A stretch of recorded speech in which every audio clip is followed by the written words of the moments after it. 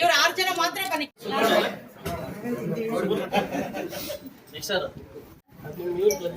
ಶಂಕರಣ್ಣ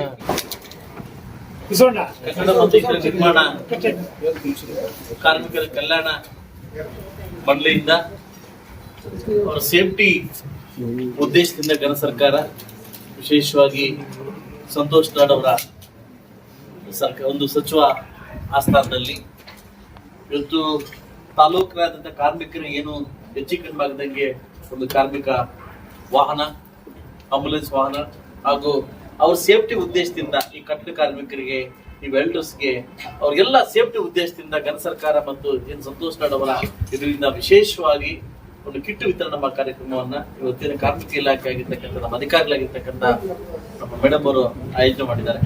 ಅದಕ್ಕೆ ಅಧ್ಯಕ್ಷತೆಯಲ್ಲಿ ವಹಿಸಿ ನನ್ನ ಮುಖಾಂತರವಾಗಿ ಎಲ್ಲ ಕಾರ್ಮಿಕರು ಕೂಡ ಕಿಟ್ ವಿತರಣಾ ಕಾರ್ಯಕ್ರಮವನ್ನು ಹಮ್ಮಿಕೊಂಡಿದ್ದೀವಿ.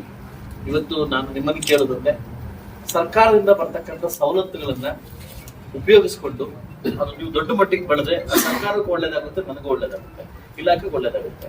ಇವತ್ತು ನನಗೊಂದು ಕೂಗು ಕೇಳಿಸ್ತಾ ಇದೆ ಪ್ರಭಾಗ ತಾಲೂಕಲ್ಲಿ, ಯಾರು ನಿಜವಾದ ಕಾರ್ಮಿಕರಲ್ಲ.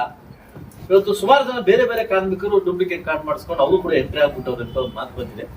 ಆದಷ್ಟು ಬೇಗ ಇಲಾಖೆ ಅದನ್ನ ಎತ್ತಿಕೊಂಡು ಈ ಡೂಪ್ಲಿಕೇಟ್ ಕಾರ್ಯಕ್ರಮ ಯಾರು ಕಾರ್ಮಿಕರು ಸೇರಿದ್ದಾರೆ ಅವ್ರನ್ನೆಲ್ಲ ಬದಿಗೊತ್ತಿ ನಿಜವಾದಿರ್ತಕ್ಕಂಥ ಕಾರ್ಮಿಕರು ದಯವಿಟ್ಟು ಇದು ಅನುಕೂಲ ಆಗ್ಬೇಕಂತ ನಾನು ಒತ್ತು ಹೇಳ್ತಾ, ಈಗಾಗಲೇ ನಾನು ಸರ್ಕಾರದ ಜೊತೆ ಹಾಗೂ ಸಂತೋಷ್ ಲಾಡ್ ಅವರ ಜೊತೆ ವಿಶೇಷವಾಗಿ ಒಂದು ಕಾರ್ಯಕ್ರಮ ಇಟ್ಕೊಂಡು ನಾನು ಕೇಳಿದ್ದೀನಿ. ನನ್ನ ಕಾರ್ಮಿಕರಿಗೆ ಒಂದು ಭವನ ಕಟ್ಕೊಡ್ಲಿಕ್ಕೆ ನನಗೊಂದು ಅವಕಾಶ ಮಾಡಿಕೊಡಿ ಅಂತ ಕೇಳಿದರೆ, ಸೊ ಅದಕ್ಕೋಸ್ಕರ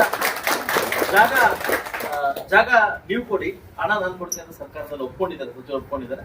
ಆದಷ್ಟು ಬೇಗ ಸಚಿವರನ್ನ ಮೀಟ್ ಮಾಡಿ ನಾನು ಈ ಜಾಗವನ್ನ ಕೊಟ್ಟು ಭವನ ನಿಮ್ಗೋಸ್ಕರ ಭವನ ಕಟ್ಟಲಿಕ್ಕೆ, ನಿಮ್ಮ ಮಕ್ಕಳಿಗೋ ಇನ್ನೊಬ್ಬರ ಮಕ್ಕಳಿಗೋ ಮದುವೆ ಮಾಡ್ಲಿಕ್ಕೆ ಒಂದು ಭವನ ಕಟ್ಕೊಡ್ಲಿಕ್ಕೆ ನನ್ನ ಒಂದು ಅಧಿಕಾರ ಅವಧಿಯಲ್ಲಿ ವ್ಯವಸ್ಥೆ ಮಾಡ್ತೀನಿ ಅಂತ ಹೇಳ್ತಾ, ಆದಷ್ಟು ಬೇಗ ಜಾಗ ಕೊಟ್ಟು ಪೂಜೆ ಮಾಡ್ಕೊಡ್ತೀನಿ ಅಂತ ಹೇಳ್ತಾ ಈ ಕಾರ್ಯಕ್ರಮ ನಾನು ಬರಮಾಡಿ ನಿಮ್ಮನ್ನು ನೋಡ್ತಕ್ಕಂಥ ಭಾಗ್ಯ ಸಿಕ್ಕಿದ್ದಕ್ಕೆ ಮತ್ತು ಅಧಿಕಾರಿಗಳಿಗೆ ಮತ್ತು ಹಾಗೂ ನನ್ನ ವಿಶೇಷವಾಗಿ ನನ್ನ ಕಾರ್ಮಿಕರಿಗೆ ಒಳ್ಳೇದಾಗ್ಲಿ ಅಂತ ಬಯಸ್ತಾ ಇಲ್ಲಿಂದ ಹೋಗ್ತೀನಿ. ನಮಸ್ಕಾರ.